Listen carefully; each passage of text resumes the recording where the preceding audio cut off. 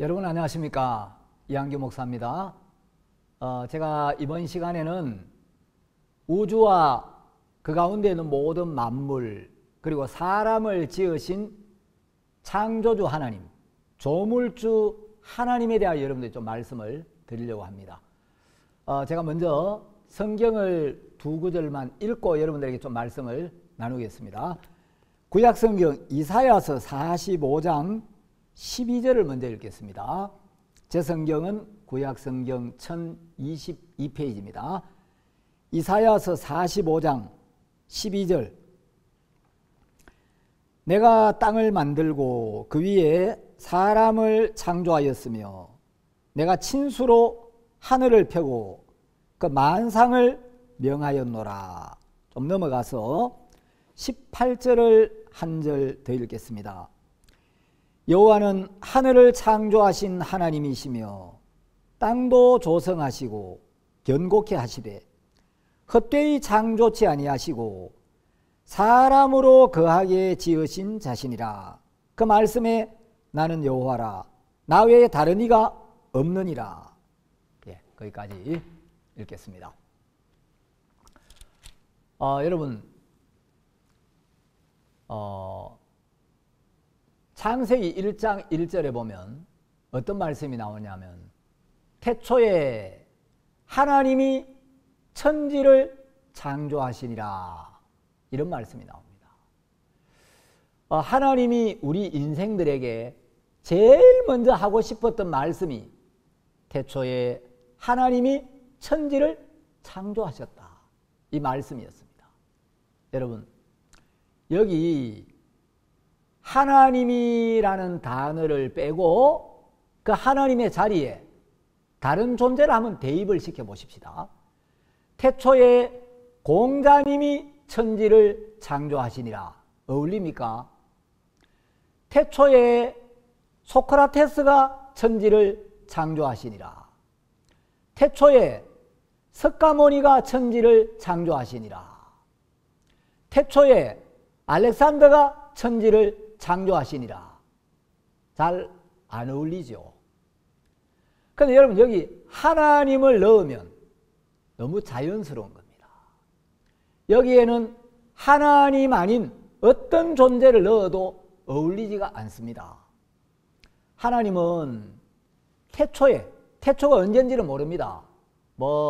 진화론자들은 지구가 45억 년쯤 전에 만들어졌다고 이야기를 하는데 태초는 4,500억 년 전인지 450억 년 전인지 태초라는 시간은 언젠지는 모르지만 어쨌든 태초에 하나님이 천지를 창조하셨다.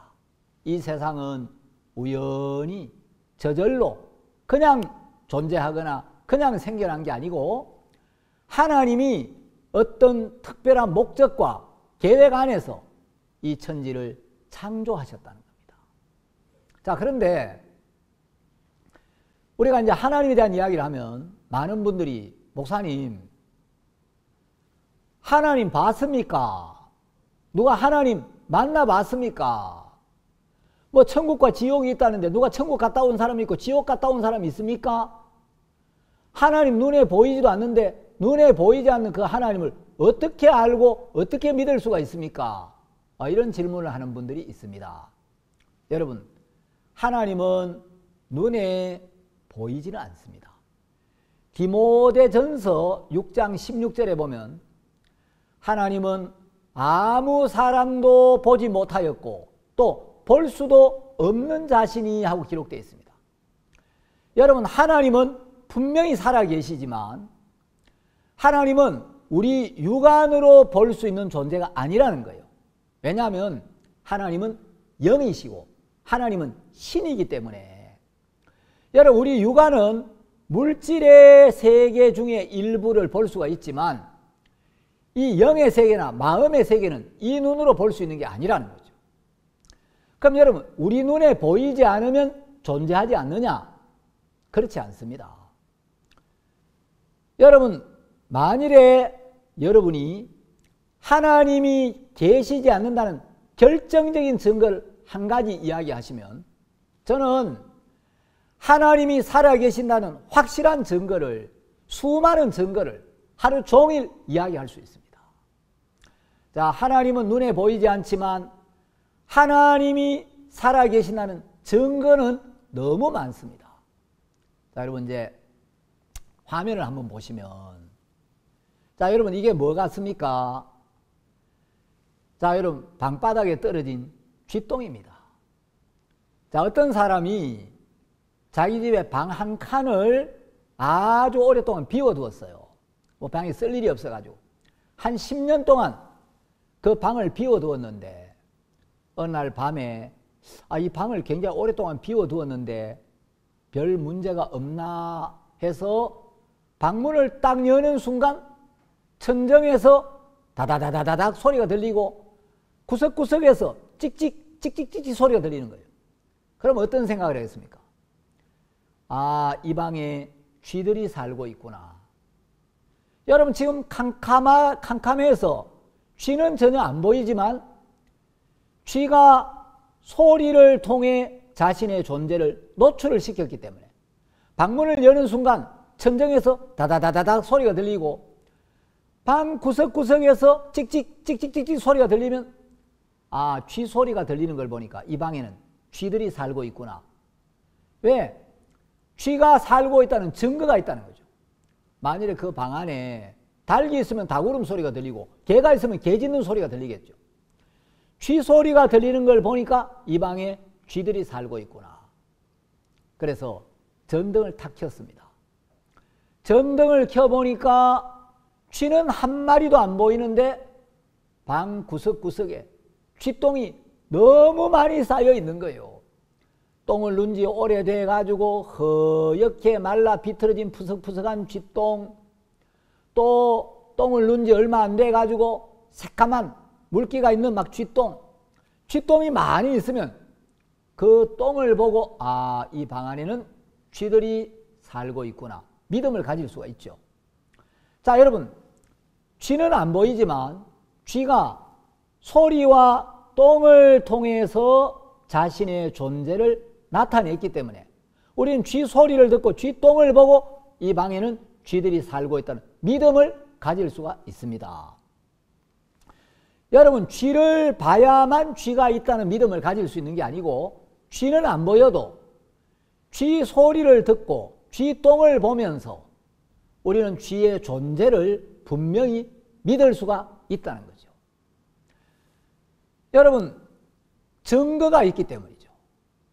자, 사도행전 1장 3절에 보면 하나님께서 확실한 많은 증거로 친히 사심을 나타내사 이렇게 말씀하셨습니다. 자, 증거가 있으면 믿음이 가죠. 그런데 증거가 확실하고 충분하다면 자연스럽게 믿음이 오는 겁니다. 확실한 많은 증거로 친히 사심을 나타내사. 그리고 사도행전 17장 31절에 보면 모든 사람에게 믿을 만한 증거를 주셨음이니라. 여러분 증거가 확실하고 증거가 충분하고 모든 사람이 믿을 만한 증거가 있다면 믿음이 가죠. 자, 이제 이탈리아에 지동설을 주장했던 유명한 천문학자 갈릴레이가 있죠. 갈릴레이는 이런 이야기를 했습니다. 하나님은 우리에게 두 권의 책을 주셨는데 한 권은 자연, 만물이라는 책이고 다른 한 권은 성경이다.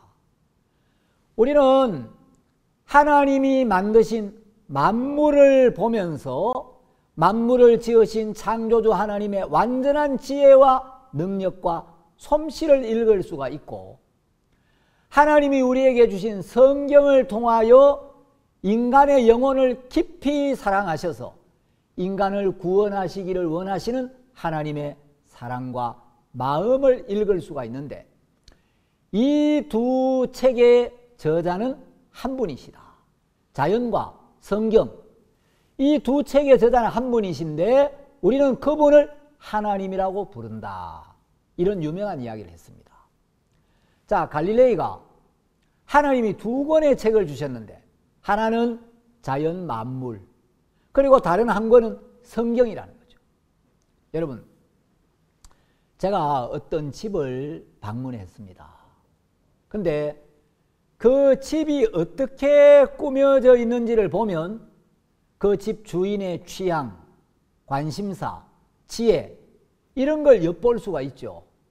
제가 어떤 집을 방문했는데 그 집에 방마다 막 멋진 그림이 많이 전시되어 있는 거예요. 너무너무 멋있는 풍경화들이 곳곳에 걸려 있는데, 야, 그림 너무 잘 그렸다. 야, 이 그림을 보니까 너무 진짜 아름다운 자연 속에 있는 것 같고 너무 마음이 편안해지네. 그리고 많은 그림이 있고 어떤 방에 가니까 그림을 그리는 화구들, 붓, 물감들이 있는 거예요. 그러면 이 집 주인은 미술에 관심이 많고 그림을 좋아하고 특히 풍경화를 잘 그리는구나. 그걸 알 수가 있죠. 근데 어떤 집에 갔더니 그 집에는 서재에 책이 쫙 꽂혀 있는 거예요. 막 방안 가득히 책이 쫙 꽂혀 있는데 주로 무슨 책인가 보니까 역사책이 굉장히 많은 거예요. 뭐 조선왕조 실록, 삼국사기, 중국의 뭐 사기 열전 등등 막 역사책이 쫙 꽂혀 있으면 이 집 주인은 책을 좋아하는구나. 특히 역사에 관심이 많구나. 자, 어떤 집에 갔는데 다양한 악기들이 굉장히 많고 음악을 감상할 수 있는 감상실이 있고 또 좋은 음악을 수록한 뭐 여러 가지 이제 그런 뭐 CD라든지 이런 게 많이 있으면 이 집 주인은 음악에 관심이 많구나. 또 어떤 집에 갔더니 운동기구가 굉장히 많은 거예요. 이 사람은 운동을 좋아하는구나. 여러분, 하나님이 세상을 만드셨는데 하나님이 만드신 자연을 자세히 살펴보고 관찰해보면 이게 우연히 저절로 그냥 만들어진 게 아니고 누군가가 어떤 특별한 목적과 계획을 가지고 의도적으로 이걸 만들고 설계했구나. 그걸 분명히 읽을 수가 있다는 거죠. 자, 아까 제가 이사야 45장 18절에서 여호와는 하늘을 창조하신 하나님이시며 땅도 조성하시고 견고케 하시되 헛되이 창조치 아니하시고, 헛되이 창조치 아니했다는 것은 하나님이 이 모든 걸 만드실 때 목적이 있고 어떤 특별한 이유가 있고 계획이 있었다는 거죠. 헛되이 만든 게 아니라는 거예요. 여러분, 세상에 있는 어떤 것도 의미 없이 존재하고 있는 건 아무것도 없다는 거죠. 하나님이 모든 걸 만드신 목적이 있다. 어떤 특별한 목적 안에서 이 모든 걸 만드셨다는 거죠. 그걸 왜 만드셨느냐? 헛되이 만들지 않았다면 이 모든 만물을 지으신 목적이 뭐냐? 그 뒤에 보면 사람으로 거하게 지으신 자신이라. 여러분, 이 모든 만물은 사람을 중심으로 사람이 살도록, 사람이 사는데 딱 맞도록 사람을 위하여 만들었다는 거죠. 여러분, 우리가 지금 지구에 살고 있습니다. 지구가 지금보다 조금만 더 크면 여기 사람이 살 수가 없습니다. 지구가 지금보다 더 크면은 여러분, 자전 주기가 길어지고 한쪽에 계속 햇빛을 많이 받으면 사람이 떠 죽겠죠. 그리고 지구 반대편은 굉장히 춥겠죠. 지구가 지금보다 좀 작아도 사람이 살 수가 없습니다. 현재 요 지구의 크기가 사람이 사는데 아주 알맞는 사이즈로 되어 있다는 거죠. 여러분, 지구와 태양과의 거리도 그렇습니다. 지구와 태양이 조금 더 가까워지면 지구는 더워서 사람이 살 수가 없고 조금만 더 멀어지면 추워서 사람이 살 수가 없습니다. 자, 우리는 그냥 태어나서 값없이 공기를 마시고 숨을 쉬고 있습니다.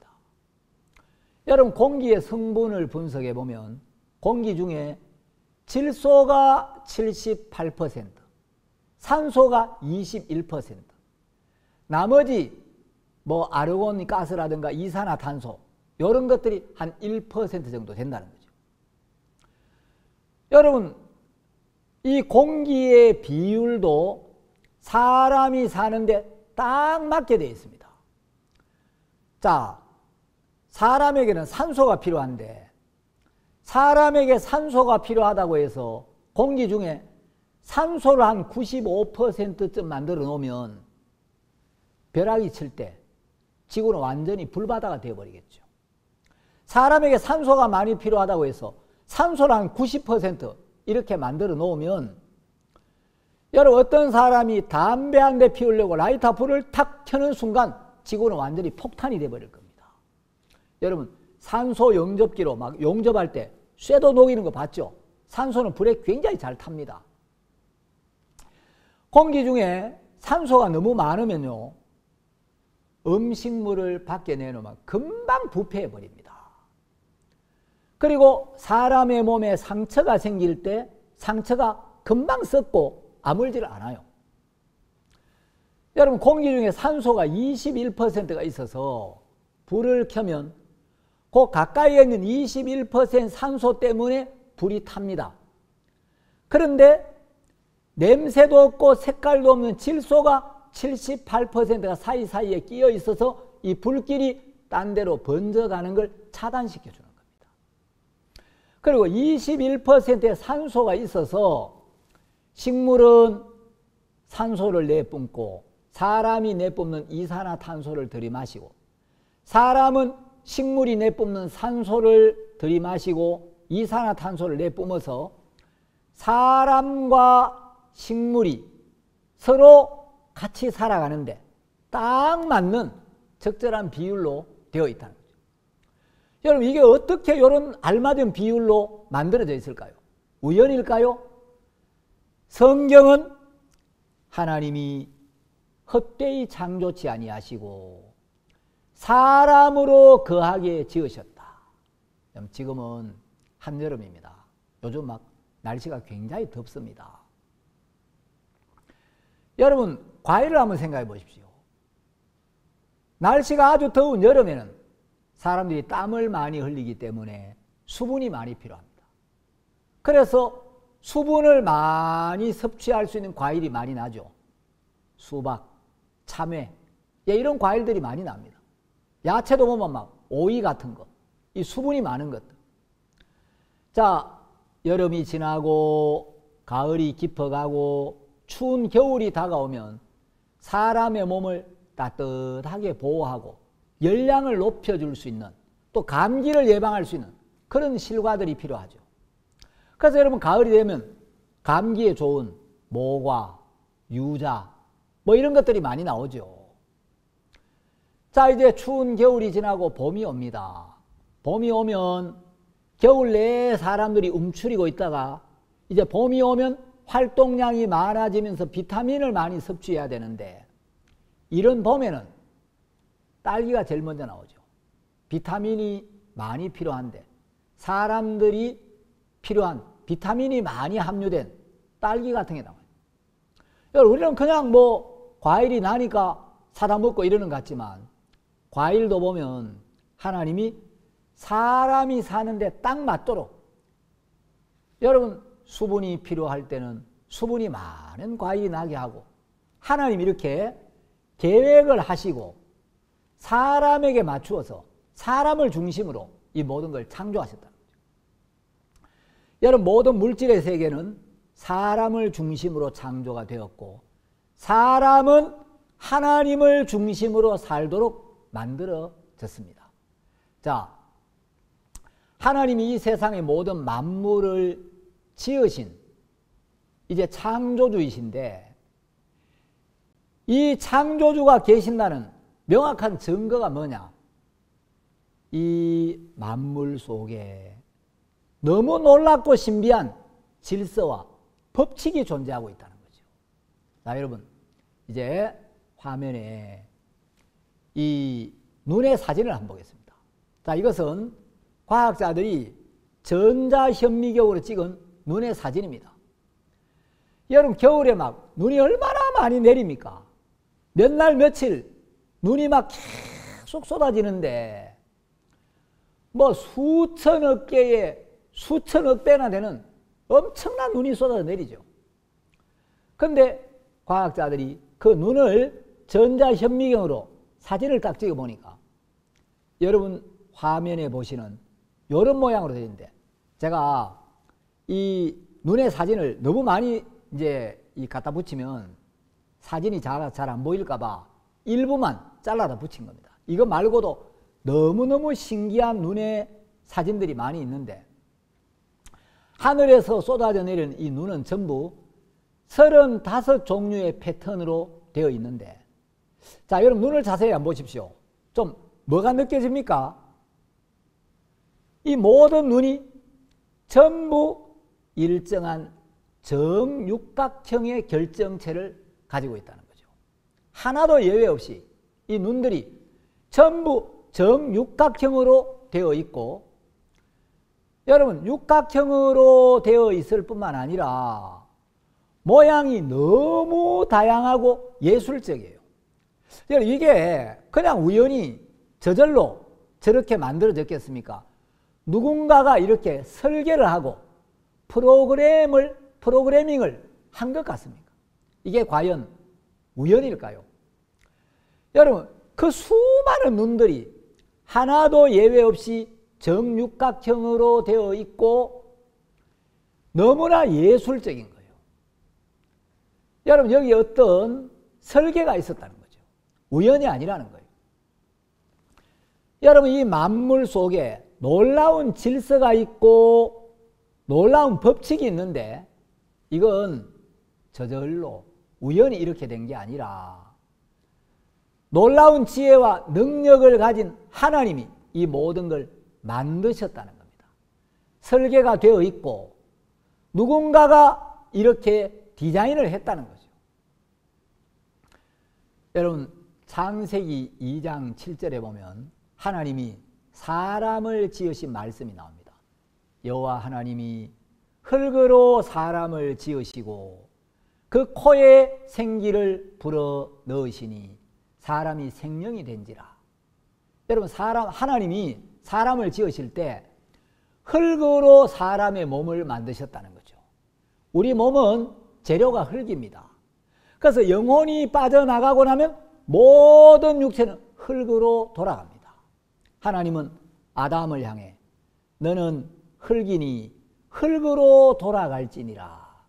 자, 이 육체는 흙에서 왔기 때문에 영혼이 떠나고 나면 왔던 곳으로 돌아갑니다. 흙으로 돌아가는 거예요.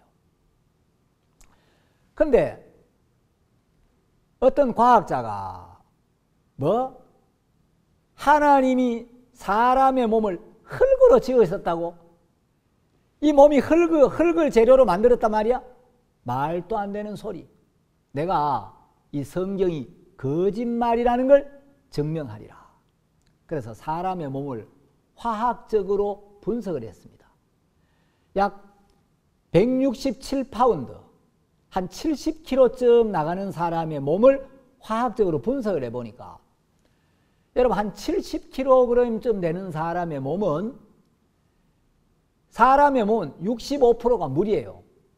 그러니까 영혼을 빼고 영혼의 가치를 빼고 육체만 생각하면 사람의 몸을 옛날에 막 참기름 짜듯이 어디 집어넣고 꾹 짜버리면 물을 싹 뽑아내면 수분이 65%예요.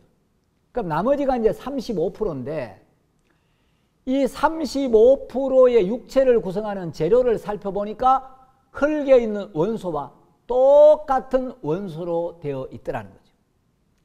그래서 이제 약 70kg쯤 되는 사람의 몸을 화학적으로 분석을 해보니까 흙에 있는 원소와 똑같은 원소로 이루어져 있는데 이걸 상품으로 만들어 팔면 어느 정도의 가치가 있을까? 여러분 사람의 몸에 빨래비누 한 장 정도를 만들 수 있는 지방이 있고 사람의 몸에는 철분을 다 뽑아가지고 상품을 만들면 대못 하나 정도를 만들 수 있는 철분이 있고 사람의 뼛속에는 인을 전부 뽑아서 이걸 상품으로 만들려고 하니까 성냥개비 2200개 정도를 만들 수 있는 인이 있고, 또 뼈에 있는 석회질을 전부 뽑아내니까 조그마한 벽을 하나 이제 바를 수 있는 정도의 그 회가 있고, 사람 몸 안에 있는 마그네슘을 전부 뽑아내니까 설사약 한 봉지를 만들 수 있는 정도의 마그네슘이 있더라. 하여튼 이걸 이제 다 만들어서 뽑아내 가지고 상품으로 만들어 팔려고 하니까 그 당시에 1.98달러 정도의 가치가 있더라는 거죠. 여러분, 요즘 1달러가 한 1130원, 뭐 1135원, 하여튼 뭐 많이 잡아도 1달러가 지금 1200원이 안 돼요. 그러면 환율을 아주 높여가지고 1달러를 1200원으로 잡을 때 1.98달러면 2달러가 안 되니까 영혼이 없는 인간의 육체만 가치를 따지면 5천원도 안 되는 거예요. 여러분, 사람이 뭐 때문에 귀합니까? 영혼이 없는 육체만 가지고 이걸 가치를 따져보니까 이거 인간의 육체는 3분의 2가 물이고 나머지 인간의 육체를 구성하고 있는 재료를 가지고 상품을 만들어 판다면 이게 5천원짜리도 안 되는 거예요. 여러분, 이제 하나님이 세상을 만드셨고 창조주 하나님의 입에서 나온 이 말씀, 성경이 진리라는 걸 믿는 유명한 과학자들이 국내외에 굉장히 많습니다. 근데 이제 우리 한국에서 하나님이 모든 걸 창조하셨다, 성경이 진리다, 이걸 증거하는데 아주 마음을 쓰는 과학자 중에 김명현 박사님이라는 분이 있어요. 이분은 이런 이야기를 했습니다. 창세기 2장 7절에서 하나님이 흙으로 사람을 만드셨다고 하신 말씀은 너무나 과학적인 말씀이다. 왜냐하면 여러분, 자, 이제 흙을 한 무더기 갖다가 어린아이들에게 주면 어린아이들은 그걸 가지고 소꿉장난을 하든지 뭐 뚜꺼비 집을 만들든지 그런다는 거죠. 그래서 이제 옛날 저희들 뭐 여름에 이제 냇가에 가서 막 수영도 하고 할 때 모래가 많이 있으면 손을 이렇게 얹고 뚜꺼비 집을 짓죠. 그래가지고 손 위에 막 이제 이 젖은 모래를 잔뜩 쌓아 올려가지고 뚜꺼봐 뚜꺼봐 헌 집 줄게 새 집 다오 하면서 이제 뚜꺼비 집을 이렇게 만듭니다. 그래서 손을 쏙 빼죠.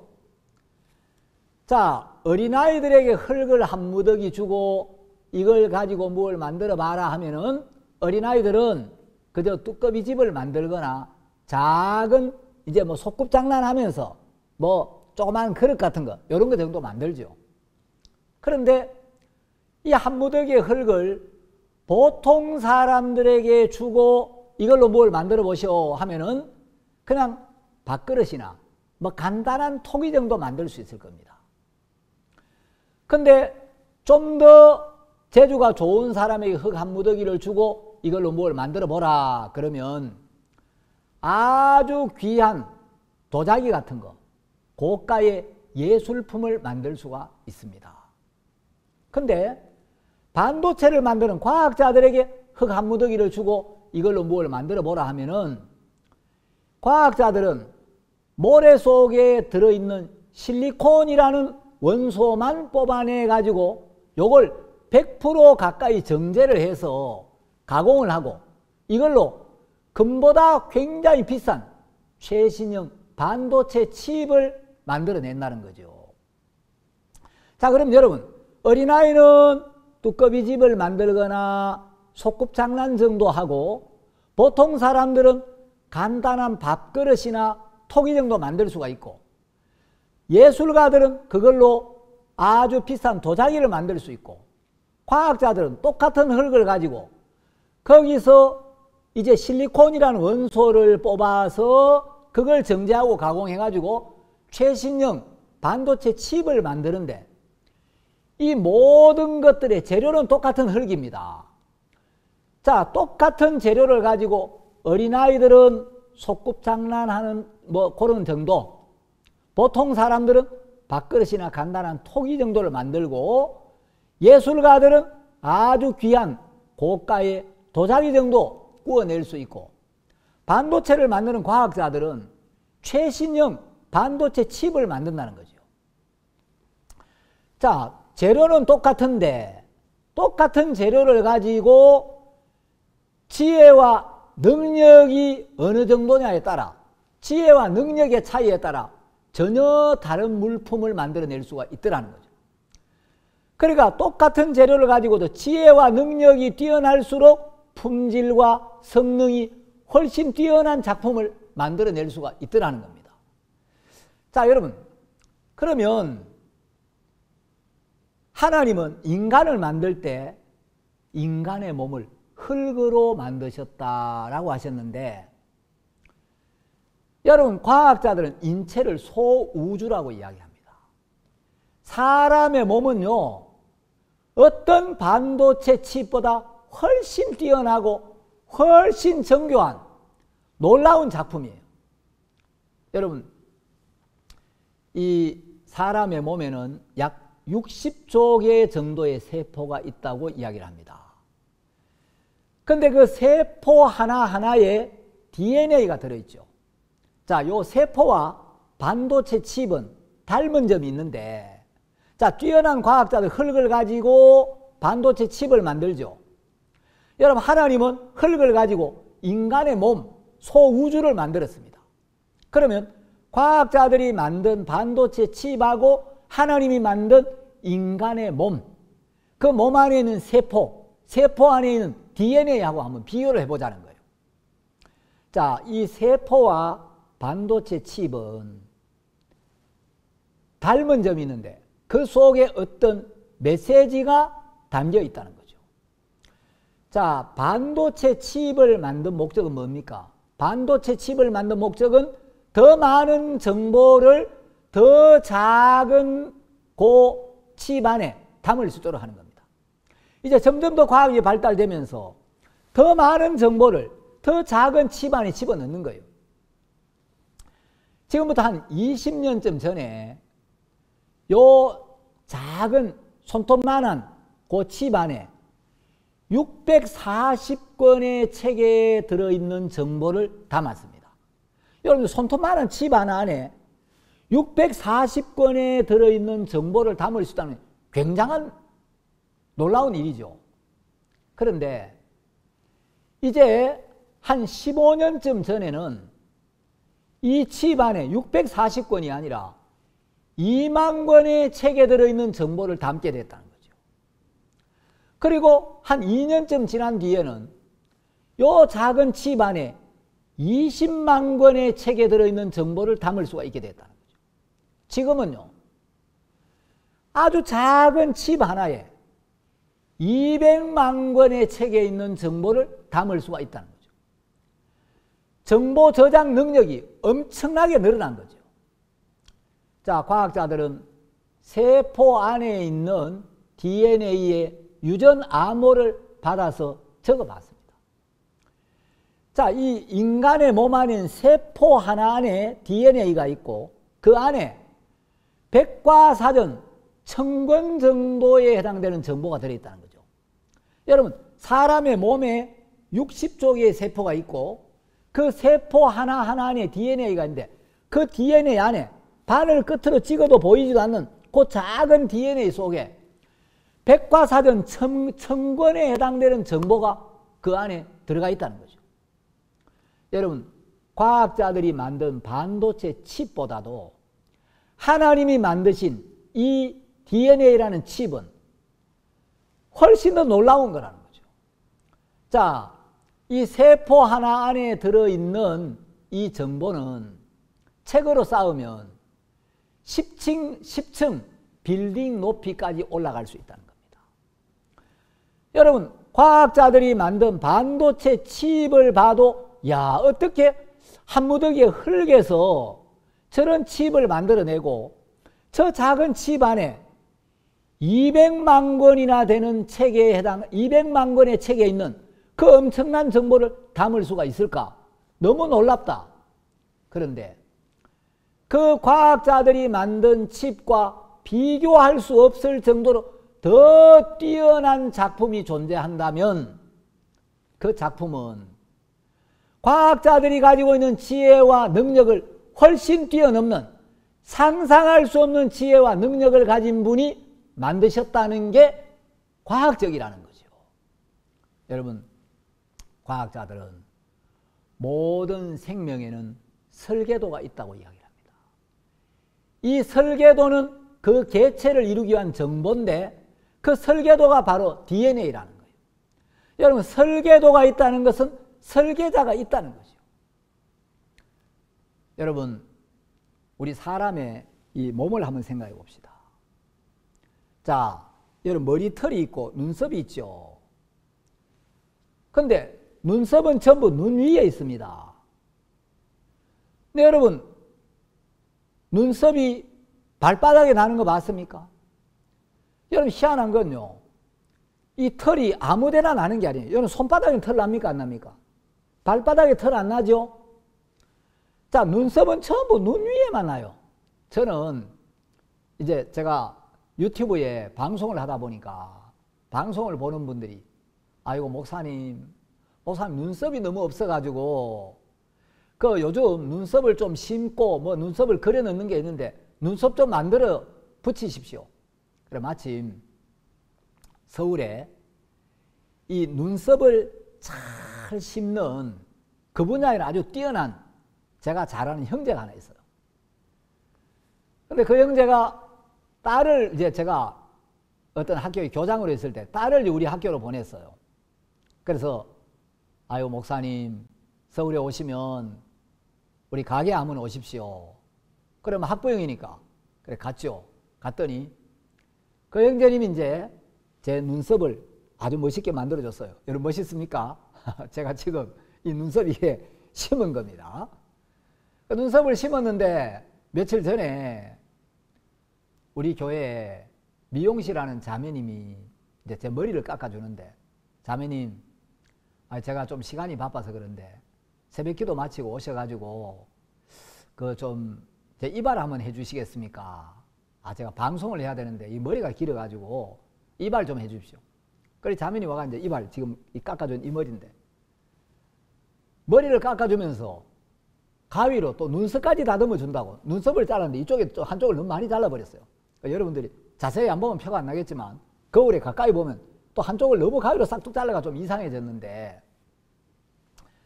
여러분, 이 머리털은 계속 자랍니까? 안 자랍니까? 머리털은 계속 자라는데 눈썹은 계속 안 자라요. 자, 여러분, 여기서 여기까지 거리가 얼마 됩니까? 요 뭐 얼마 안 되는 요 거리인데 왜 머리털은 계속 자라서 깎아야 되고 눈썹은 계속 안 자라죠? 이것은 그렇게 DNA 안에 설계가 되어 있다는 겁니다. 여러분, 누군가가 이렇게 설계를 했다는 거예요. 여기 어떤 프로그램을 해놨다는 거죠. 이제 하나님이 이 모든 걸 만드셨는데, 여러분, 인체를 자세히 연구해 보면 이 사람의 몸은 너무 신기하고 오묘하고 놀라워서 시편에서 시편 기자는 하나님이 나를 지으심이 신묘막측하다, 너무 신기하고 오묘하고 측량할 수 없다는 거예요. 여러분, 히브리서 3장 4절에 보면 하나님께서 말씀하시기를 집마다 지은 이가 있으니 만물을 지으신 이는 하나님이시니라. 여러분, 책이 있으면 저자가 있게 마련입니다. 그냥 막 글자가 둥둥둥둥 지멋대로 떠다니다가 우연히 문장을 이루어 가지고 한 권의 책이 될 수는 절대로 없습니다. 여러분, 글자들이 지멋대로 둥둥둥 떠다니다가 그것들이 우연히 문장을 이루고 책을 만들어 가지고 이런 성경이 만들어질 수 있습니까? 여러분, 이 성경 책이 있다는 것은 이것을 분명히 지은 저자가 있다는 거예요. 책이 있으면 저자가 있고 그림이 있으면 화가가 있게 마련입니다. 음식이 있으면 요리사가 있게 마련이에요. 토기가 있으면 토기를 만든 토기장이가 있게 마련입니다. 하나님은 집이 있으면 그 집이 어떻게 우연히 저절로 그냥 생겨났겠냐. 집마다 지은이가 있으니. 여러분, 서울 시내에 얼마나 많은 집들이 있습니까? 이 세상에 얼마나 많은 집이 있습니까?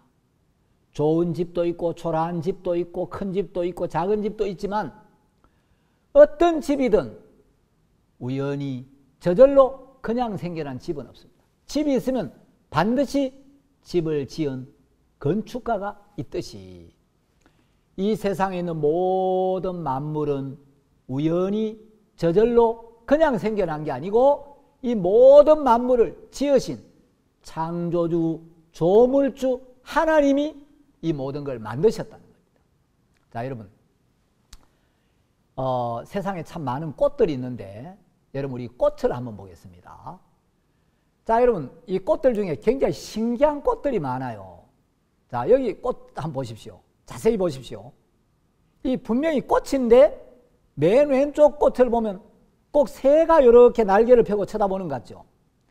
가운데 있는 꽃도 여러분 새하고 굉장히 많이 닮았죠.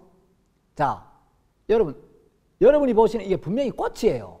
이 식물이에요. 그런데 여러분, 너무 새하고 많이 닮았죠. 여러분, 이게 우연이겠습니까? 누군가가 저렇게 만들어서 저기 어떤 설계도가 있었겠습니까? 이게 정말 우연히 이렇게 됐을까요? 여러분, 이 꽃인데 이 꽃 안에 새가 들어있는 거예요.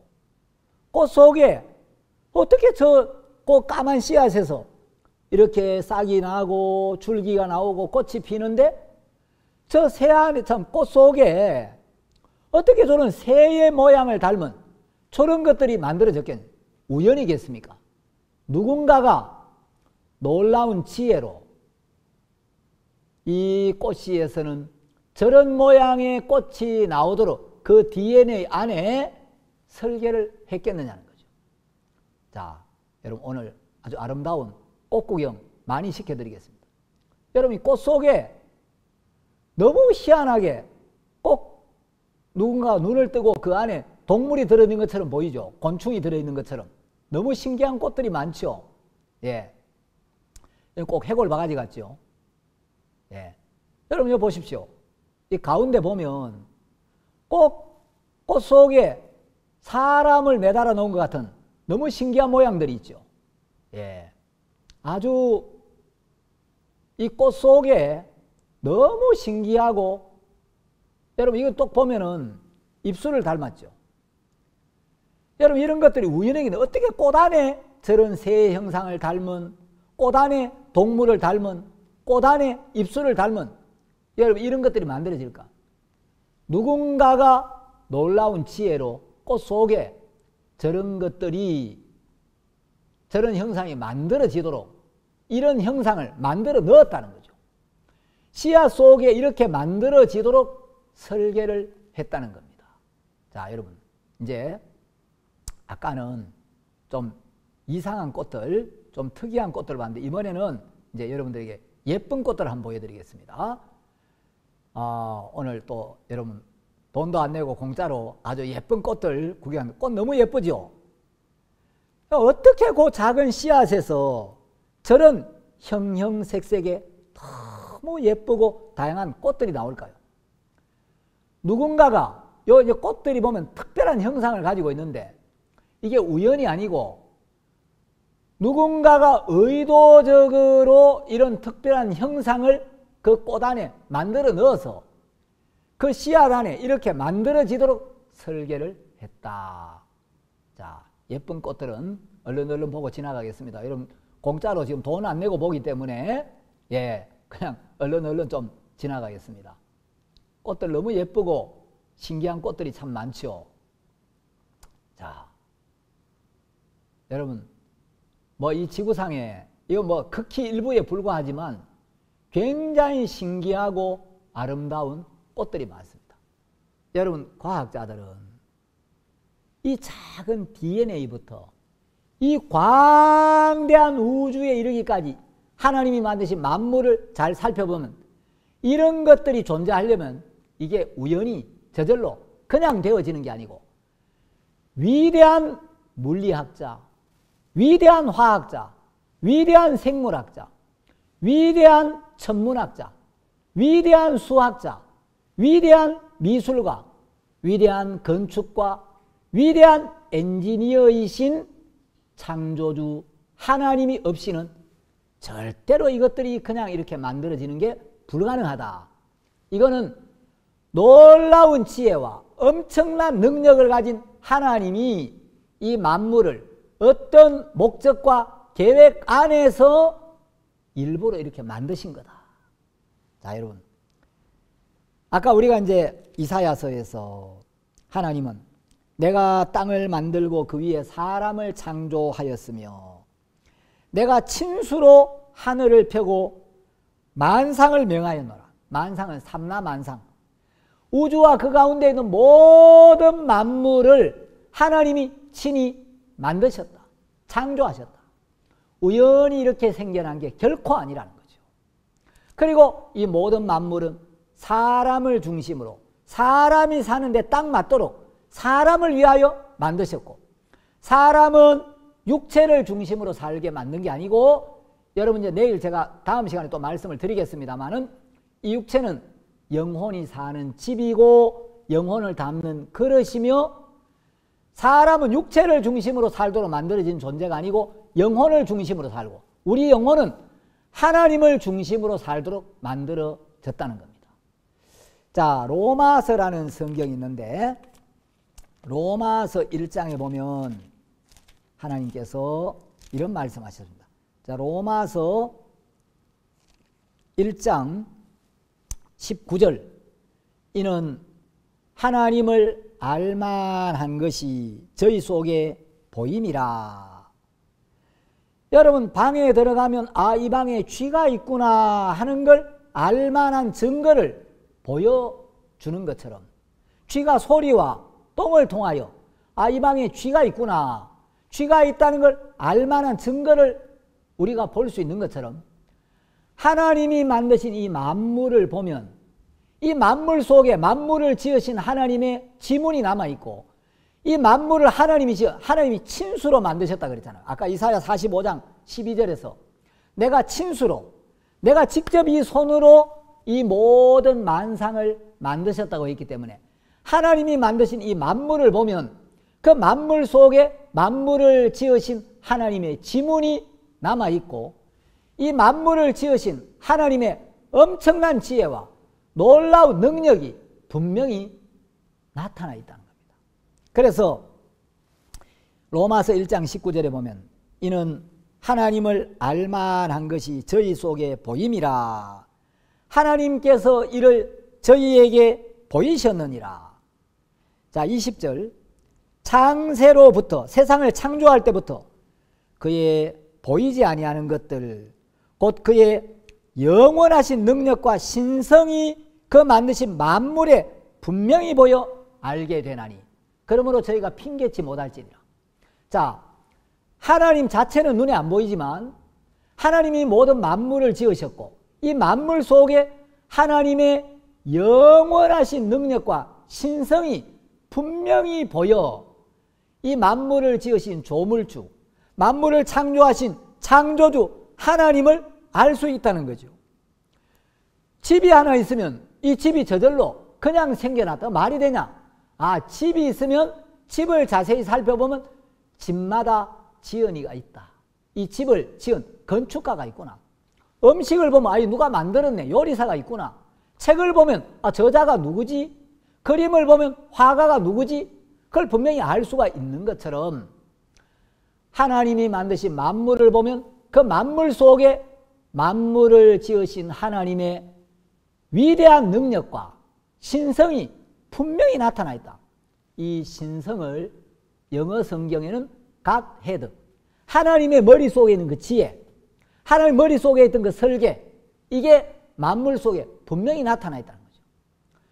여러분, 과학자들이 흙에서 실리콘을 뽑아가지고 금보다 비싼 칩을 만들고 그 칩, 요 손톱만한 칩에다가 200만 권의 책에 들어있는 정보를 저장하는 걸 보면 이야, 대단하다, 놀랍다, 어떻게 이런 놀라운 지혜와 능력을 가지고 있지?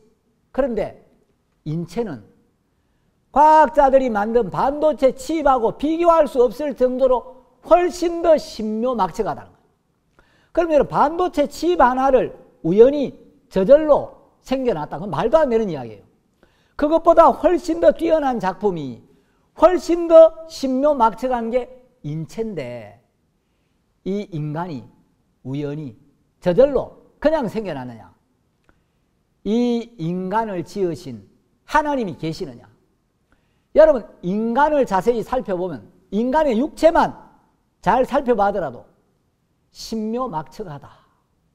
그리고 반도체 흙에서 반도체 칩을 만들어내는 과학자들의 지혜나 능력하고 비교도 안 되는 훨씬 더 뛰어난 지혜와 능력을 가지신 하나님이 인간을 창조하셨구나. 그걸 분명히 알 수가 있다는 거죠. 그래서 하나님이 만드신 만물 속에 만물을 지으신 조물주 하나님의 능력과 신성이 분명히 보여 알게 되나니, 집을 보면 아, 이거 누가 지었네, 지은 자가 있네. 그림을 보면 아, 이거 누가 그림을 그렸구나, 화가가 있구나. 여러분, 내가 그 화가를 안다는 것과 화가가 있다는 건 별개입니다. 여러분, 그 그림을 누가 그렸는지는 몰라도 그림을 볼 때 이 그림이 저절로 그냥은 절대 생겨날 수 없다는 게 확실하다면, 내가 누가 그렸는지 화가에 대해서 알지는 못해도 화가가 없이는 그림이 존재할 수 없다. 어디엔가 이 그림을 그린 화가가 분명히 있다. 그게 과학적이라는 거예요. 그게 논리적으로도 너무나 합당한 결론이라는 거죠. 그래서 하나님은 하나님이 만드신 만물 속에 하나님의 영원하신 능력과 신성이 분명히 보여 알게 되나니, 아, 조물주가 계시는구나, 창조주가 계시는구나, 하나님이 인간을 지으셨구나, 하나님이 만물을 지으셨구나, 그걸 분명히 알게 된다. 그래서 아무도 하나님이 계시지 않는다, 나는 하나님을 알 수 없다라고 핑계할 수 없다는 거예요. 만물을 살펴보면 만물 속에 하나님의 지문이 분명히 묻어 있기 때문에. 자, 데살로니가 후서 1장 8절에 보면 하나님이 이런 말씀하셨어요. 하나님을 모르는 자들과 우리 주 예수의 복음을 복종치 않는 자들에게 형벌을 주시리니, 이런 자들이 주의 얼굴과 그의 힘의 영광을 떠나 영원한 멸망의 형벌을 받으리로다. 여러분, 하나님은 하나님을 알 수 있도록 이 만물 속에 하나님의 지혜와 능력을, 하나님의 솜씨를 다 나타내 주셨는데, 하나님을 알도록 해놨는데, 핑계할 수 없도록 해놨는데, 하나님을 모르는 자들, 그리고 우리 주 예수 그리스도의 복음을 복종치 않는 자들에게 하나님이 형벌을 주시겠다. 이런 자들이 주의 얼굴과 그의 힘의 영광을 떠나 영원한 멸망의 형벌을 받는다는 거죠. 여러분, 하나님 모르는 게 당연한 게 아닙니다. 하나님이 만물 속에 하나님을 분명히 알 수 있도록 하나님의 능력과 신성을 다 나타냈어요. 자, 쥐는 보이지 않아도 쥐가 있다는 증거를 분명히 줬다는 거죠. 하나님 자체는 영이기 때문에 눈으로 볼 수 없지만 하나님은 인간들이 당신을 알기를 원하고 당신을 알 수 있는 증거를 분명히 주셨고, 그래서 하나님 편에서 하나님을 알 수 있도록 하나님을 우리에게 열어 보이시고 나타내시는 방식을 계시라고 합니다. 하나님은 두 가지 방식으로 당신을 계시하셨는데, 이 만물을 통해 만물을 지으신 조물주를 누구든지 알고 믿을 수 있도록 만물을 통해 만물을 지으신 조물주의 위대한 능력과 놀라운 지혜를 나타내셨고, 두 번째, 성경을 통하여 모든 사람이 하나님을 알 수 있도록, 하나님을 믿을 수 있도록, 하나님의 은혜와 사랑을 받아들일 수 있도록 하셨다는 거죠. 그래서 하나님은 만물과 성경을 통하여 당신을 계시하셨는데, 이제 로마서 1장에서 하나님은 말씀하시기를 하나님을 알만한 걸 우리에게 보여주셨고, 분명히 하나님의 능력과 신성이 그 만드신 만물에 분명히 보여 알게 되나니 그러므로 저희가 핑계치 못할지니라. 21절, 하나님을 알되 하나님으로 영화롭게도 아니하며 감사치도 아니하고 오히려 그 생각이 허망하여지며 미련한 마음이 어두워졌나니. 여러분, 하나님을 알 수 있도록 했고 알 수 있는 명확한 증거가 있고 너무나 과학적인 사실인데 사람들이 그 하나님을 믿지 않더라는 거죠. 그런 사람들, 하나님을 모르는 자들, 우리 주 예수 그리스도의 복음을 복종치 않는 자들이 하나님의 영광을 떠나 영원한 멸망의 형벌을 받게 된다는 거죠. 여러분이 여러분의 생각을 버리고 하나님 앞에 마음을 열어서 정말 들어보니까 하나님이 살아 계시는구나, 진짜 하나님이 살아 계시는 게 사실이구나, 진리구나, 성경이 진리구나, 이걸 여러분이 깨닫고 이 말씀 앞에 겸손한 마음으로 말씀을 받아들여서 여러분이 마음에 있는 모든 죄를 깨끗하게 씻고 하나님 앞에 서기에 부족함이 없는 믿음을 가져서 구원을 받고 하나님과 동행하면서 하나님을 믿는 믿음 안에서 참 평안과 기쁨을 맛보고 하나님을 섬기다가 이 세상을 떠날 때 영원한 나라에서 정말 하나님이 준비하신 그 은혜의 세계에서 복되게 사시는 여러분이 되시기를 바랍니다. 기도 한번 드리겠습니다. 하나님 아버지, 살아계신 주님 앞에 감사를 드립니다. 오늘은 우리가 만물을 창조하신 놀라운 하나님의 지혜와 능력과 솜씨에 대해서 성경을 통해 함께 말씀을 나누었습니다. 이 말씀을 듣는 모든 분들에게 주의 은혜를 베푸시고 정말 마음을 열어서 이제 우리 영혼에 대하여 하나님 말씀에 대하여 진지하게 관심을 가지고 귀를 기울여서 구원의 은혜를 입을 수 있도록 하나님 역사하시고 축복해 주시기를 바랍니다. 예수님의 이름으로 기도드렸습니다. 아멘. 감사합니다. 또 다음에 뵙겠습니다. 안녕히 계십시오.